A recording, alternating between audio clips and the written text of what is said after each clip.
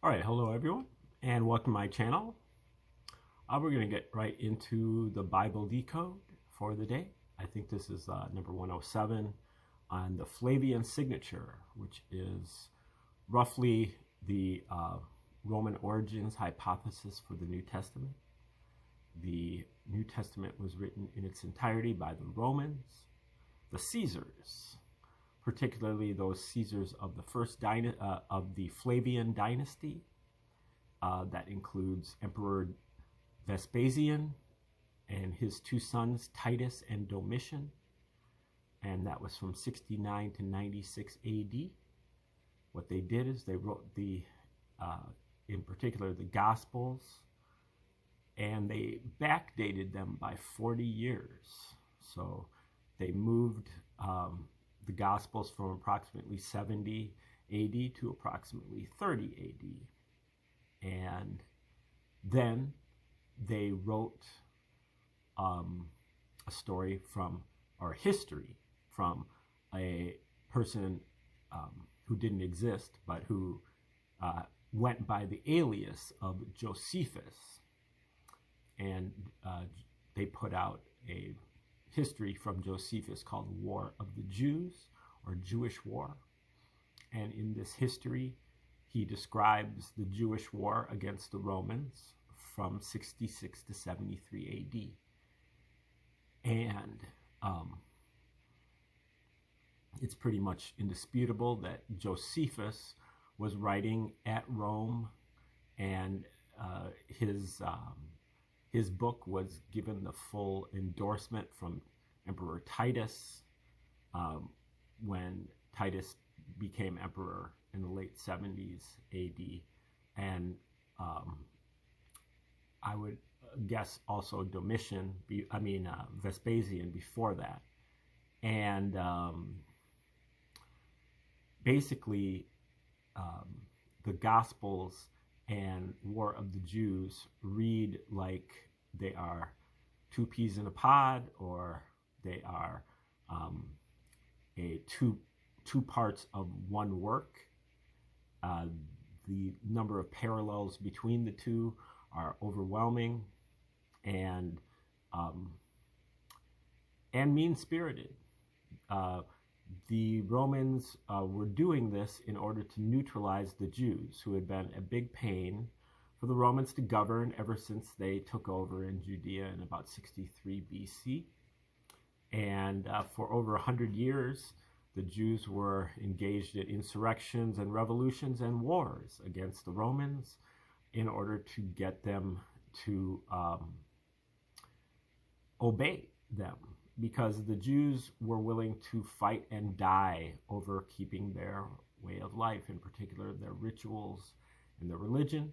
They had this separatist, monotheistic, chosen people religion, and they considered themselves the chosen people in spite of the fact that they had been under colonization for 500 or more years. And they, except with possible exception of when the Maccabees had a short reign there in the 2nd century BC, but they would not submit to the Romans, like the Romans wanted to put a statue of Caesar inside of the Jewish temple. But that goes against the graven images. Thou shalt not make graven images from the Old Testament. And they wanted to keep their animal sacrifice rituals, especially their Passover ritual and their circumcision laws, and they were willing to die for these things. And so the Romans really had hundreds of other nations under their umbrella, and the Jews were the most difficult to govern of all of them. And the Jews were preparing for a Messiah. All the way through the 1st century, there were many prophecies from the Old Testament that indicated that there would be a Jewish Messiah on his way. But the Jews were preparing for a Messiah who was a military leader who would overthrow the colonial power, in this case the Romans. And so that's what they were waiting for. And there were a few candidates, especially during this Jewish war. Simon, John, and Eleazar were three Jewish zealots that were the military commanders during this war. And Titus and Vespasian both fought in this war as well before they became emperors. They were generals. And they were both wounded in the war. And so they certainly had a motive to try to neutralize or prune or domesticate or tame the Jews. And so what they did is they, backdated the Gospels by 40 years, and they put together a story of a Jewish Messiah who was a Prince of Peace and who believed in rendering unto Caesar what is Caesar's, to turning the other cheek to oppression, to believe that the Roman slave owner had the greatest faith in all of Judea, to believe that they should walk an extra mile with the Roman soldier's backpack, and many, many other pro-Roman ideals. And then anytime that Jesus actually did, do any type of, militant type action, it's always against the Jews and not against the Romans. For example, his overturning of the temple, the tables of the moneylenders outside the temple. Those are Jews who are attempting to turn the Roman coins, which had graven images on them of the Caesars, into Jewish coins, so you could bring them inside of the temple and make offerings. So he was trying to overthrow a Jewish ritual, and offerings. And then also in that same moment, he was trying to, move against all of the people there that were that had lambs and rams and doves and pigeons for the animal sacrifices. Again, trying to curtail a Jewish ritual. And that certainly was the ultimate result of Christianity, is that it got rid of all of those rituals: circumcision, animal sacrifice, graven images, and Passover, and replaced them with things that were certainly more amenable to the Romans.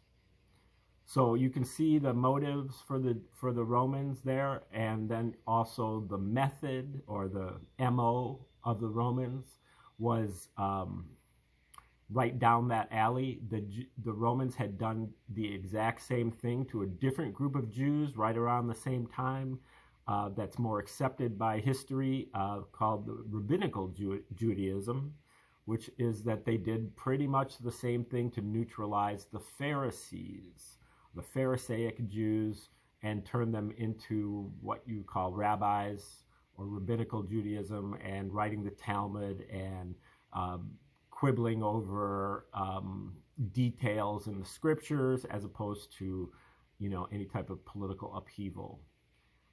They created several other religions in the first century, and they also had all of the means to do these things as well. They had almost infinite resources, being the major empire in the whole world. They had all of the education that they needed to write these things in Greek. Both the work of Josephus and the work of the Gospels are originally written in Greek, which was the lingua franca of the Roman Empire, but particularly in Rome, where Latin was used as more of an elite language. Greek was the common people's language, whereas in Judea, Greek was relatively rare, and only the elites spoke it, and much less wrote it, much less understood it. The language of Judea was Aramaic, which is an offshoot of a Semitic language using, I believe, Hebrew characters.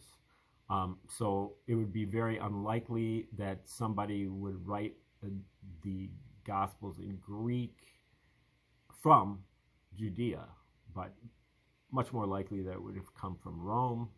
In addition, the Romans had a monopoly on publishing. They had a fleet of our army of slave scribes who were willing to copy, or who were forced to copy these documents over and over and over and over again by the thousands, whereas that did not exist in Palestine or Judea. And the Romans had a monopoly on censorship. Nothing would be able to be published in the Roman Empire if Caesar did not approve of it. And the Romans had a monopoly on distribution because they had the only mail system in the Roman Empire. And so you can look askance at Paul, where he's writing these various letters in his epistles. These letters are going to have to be approved of by the Romans before they go anywhere. And you can also see that Paul is even more pro-Roman than Jesus is. Now, we are looking at a work here from Michael Menesgotz, Menasgotz, that is called Christianity's Origins as a Flavian Secrecy Cult. And he goes quite a bit further than perhaps Joseph Atwill, who kind of discovered, Atwill is not the first author, but really the first of the 21st century to really, pin down this Roman hypothesis. And he has this Flavian signature where he sees parallels between Josephus and the Gospels, and they all go in order. Like, as you move through the Gospels, you see parallels with the Josephus, but as you move through each, they're in the same order in both books. And I think there's like 46 parallels that he documents, and some of them are very, very strong parallels, unmistakable, really, parallels. And that's what he calls the Flavian signature. But Menesgotz dug in and found more parallels. He focuses on the book of Luke, the third gospel, and pairs it with Josephus, and finds over 250 parallels just in the book of Luke. That's over 10 per chapter. And some of them are utterly devastating. Some of them are weak. And some of them are, well hidden, but definitely there. Some of you have to be looking for them to find them. Some of them will just hit you over the head.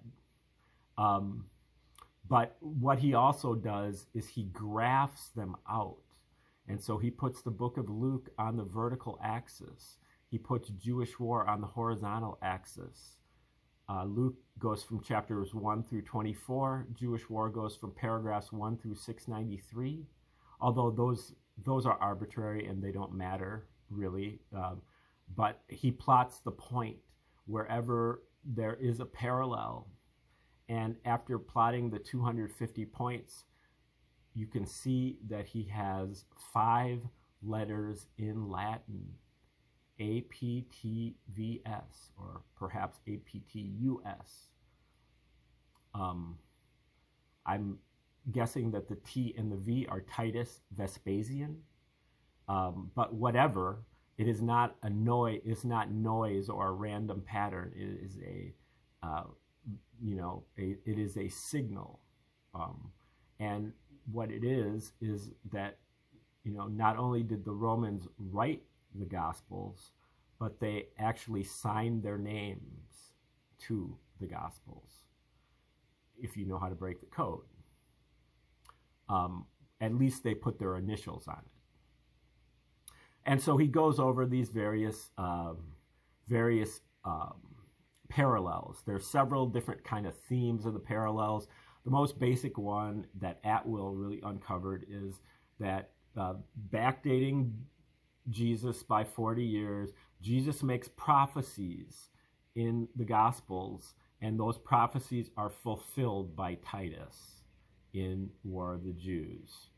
And the place where Jesus makes the prophecy is the place where Titus fulfills the prophecy. The date that that Jesus makes the prophecy is the date plus 40 years where Titus fulfills the prophecy. What this basically means when you hash it all out is that Titus is the second coming of Jesus. So you can put away your book of Revelation because all of that already occurred. But also, it's a mind trap. So, you are thinking that Jesus is this great prophet then, but what he's prophesying is that he's prophesying his second coming, who is Titus. But there are many other kinds of parallels here as well. And it's not just that Josephus is parodying the Gospels. Sometimes it goes the other way around. In fact, more often it goes the other way around. So you can't say that one was written before the other. Basically, they both were written at the same time by the same people for the same reason. And let's dig into a few of Menescott's parallels here and see what he comes up with. He's got a little theme here, and just like Luke, Jewish war describes. So he uses that kind of preface for several in this set of parallels. And just like Luke, Jewish war describes the birth of a lamb in the city of David as an act of, an act of God involving a sacrifice at the 9th hour at a festival of unleavened bread, a divine light shining around the coming of power, coming in a cloud. I'm very sorry. I don't see that word there. The page kind of cuts off here. A divine light shining around the something of power. Around the something and men of power coming in a cloud. So he cites Luke 23:33 here. Jesus, the Lamb of God, died at the 9th hour at the Passover festival involving unleavened bread. The angel of the Lord came, and the glory of the Lord shone round about them, and they were sore afraid. The angel said, "Fear not, I bring you good tidings of great joy," and so on. For in the city of David, which was the name of Jerusalem, not Bethlehem, Christ the Savior is born. And this shall be a sign to you. You shall find the newly born babe wrapped in swaddling clothes, lying in a manger. Then they shall see the Son of Man coming in the clouds with great power and glory. I think that's actually from Mark 13:24. And then from Revelation, he puts in, "Behold, he is coming with the clouds." He says this is mirrored by Jewish War 630, paragraph 630. That's book 6, chapter 5, paragraph 3.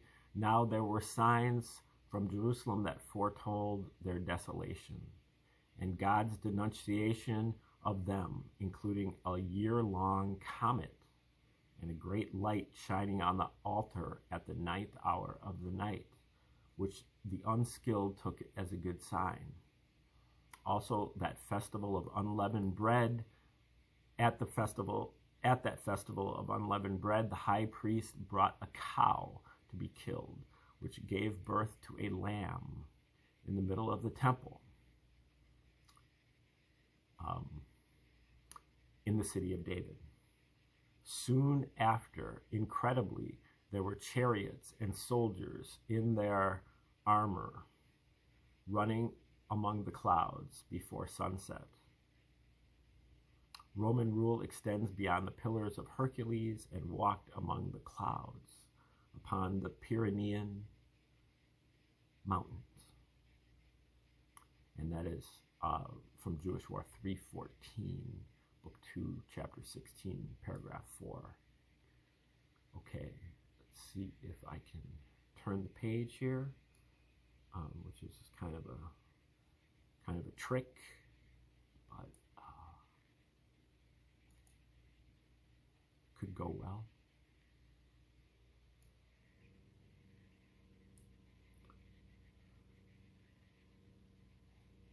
Not so far.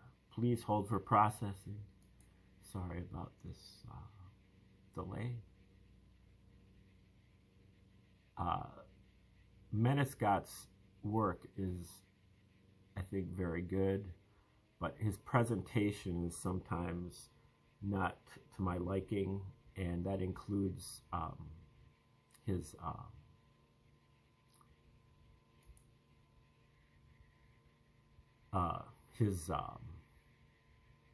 like page layout. It's very difficult to follow his page layout. He uses this font that is just tiny and just makes it really difficult to. I mean, you can. There must be on some of these pages. There must be like 1,500 words on one page, and I'm sorry, but I'm looking for the page that I'm looking for and not quite finding it yet. Okay, this might be it.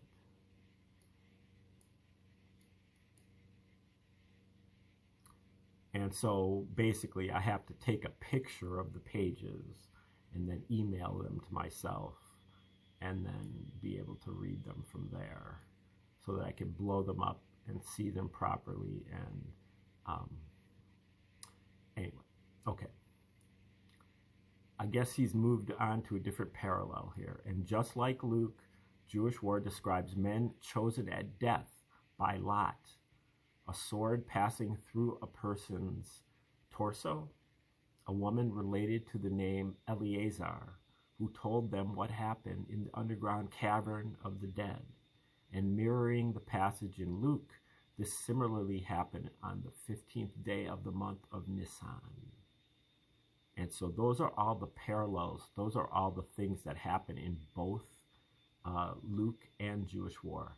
Men chosen at death by lot, a sword passing through a person's torso, a woman related to the name Eleazar, who told them what happened in the underground cavern of the dead, and mirroring the passage of Luke, this similarly happened on the 15th day of the month of Nisan. So those are pretty specific things to be occurring in two separate passages that are supposed to be unrelated. This is coming from Luke 23:34. And at the death of Jesus, the men cast lots for his clothes. And the women also, skipping a few verses here, and the women also followed after and beheld the sepulchre and how his body was laid. It was Mary Magdalene and Joanna and Mary, the mother of James, and other women that were with them. It was these women who told the apostles what had happened at the underground cavern, and this happened at the feast of Passover.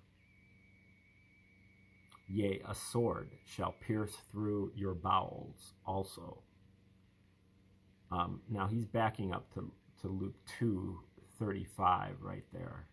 I would kind of consider that cheating because it's not really the same passage. It's still a repeat, but he's kind of grouping all those things. But he's going to end up getting an extra dot out of it too, because he's going to plot Luke 2 and Luke 23.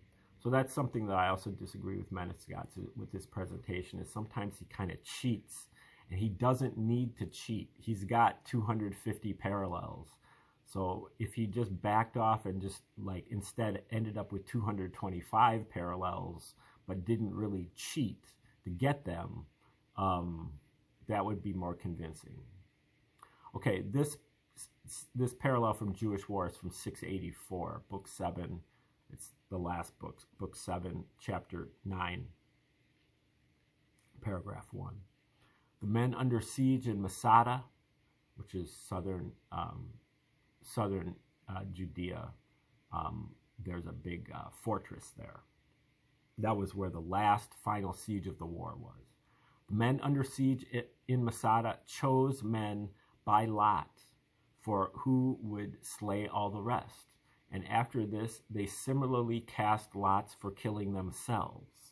And the last one ran his sword entirely through himself. Yet there was a woman there, and also a second woman, who was kin to Eleazar. These women and their children concealed themselves in caverns underground. And then the next paragraph adds that this second woman told them what happened when they were in the cavern underground. And this calamitous slaughter was made on the 15th of the month of Nisan. Now, so the one parallel that you might not get is that Mary Magdalene is, she was the brother of Lazarus. And Lazarus is like the, I think the Aramaic term for Eleazar. So Lazarus and Eleazar are the same name. And so, you know, he says before that it's a woman related to the name Eleazar. But it says Jesus' mother, the kin of Elizabeth, and he calls that the feminine form of Eleazar. I don't think he has to do that. Okay, next parallel. And just like Luke, Jewish war describes the rich giving gifts to a temple that at least looked like the holy temple in Jerusalem, and it having great wealth such that the temple was adorned with gifts. Okay, so all of those things are in common between these two passages. The rich giving gifts to a temple that at least looked like the holy temple in Jerusalem, and it having great wealth such that the temple was adorned with gifts. So this doesn't seem to be too strong, but it goes from Luke 21, verse 1, and he looked up and saw the rich men casting their gifts into the treasury. And as some spoke of the temple, how the temple was adorned with goodly stones and gifts. Now Jewish War, 688, Book 7, chapter 10, paragraph 3. So in Memphis, Onias built a fortress and a temple, and the altar was in imitation of that in Jerusalem. And the temple was adorned with gifts, barring there was a gold lamp and chain, not a candlestick. The king gave him a large country for a revenue, so the priests would be in plenty, and God would have plenty of what was required for his worship. That's not terribly convincing. There, you know, gifts, yeah, adornment, yeah. So that's pretty much, and Jerusalem, or something that looks like Jerusalem. So, you know, you can put a dot there, but it's not a strong parallel. You could easily say that's a coincidence if it were just one. But given that there are 250, then you put a dot there because, you know, that's what the Romans were doing. You have to look for some of the parallels. And the Romans were, and really all ancient people were really big on puns and word games and codes and riddles and all of this stuff. So this was entertainment to them. And so, you know, you have to keep that put that into consideration as well. And just like Luke, Jewish war describes a Jew who lied, which led to the coming of a ghost and to his entrails falling out, seemingly as divine justice. Okay, so this looks pretty promising. Luke 21:37. Judas betrays Jesus for money, but lies, saying he won't betray Jesus, leading him to be slain and reveal the Holy Ghost. And then in the book of Acts, his entrails fell out, seemingly as divine justice. And in Jewish War 693, that's the second to the last paragraph, Jonathan accused the rich Jews falsely, but Catullus not only accepted this, but exaggerated it, adding further lies and implicating Alexander and Berenice, and even Josephus. He's actually in his own story. Alexander and Berenice, and even Josephus, although Vespasian acquitted him. And Catullus was haunted by the ghosts of those he had slain, and then his corroded entrails fell out as divine justice. So I would give it a parallel simply for the fact that both passages have entrails falling out as divine justice. But then there's also a false accusation and a betrayal. Okay, as before, I plot the locations of the parallels. So he's got his graph out there, and it's interesting because you can see this is most of the stuff is in the S, the last letter, and it's interesting. I'll put the whole graph on the thumbnail, but you can see that the V and the S are much more well developed than the A, the P, and the T, which leads Menescott and me really to think that these that the first 3 or 4 volumes of War of the Jews were actually written later by possibly a different Caesar, and because the parallels in the V and the S are just much stronger than the parallels in the A and the P and the T, and also the letters are much more well developed, and so it seems like the A, P, and T were like comparatively kind of just dashed together as opposed to the V and the S, which are like pretty much like evil genius. Some of the parallels are really, incredibly developed.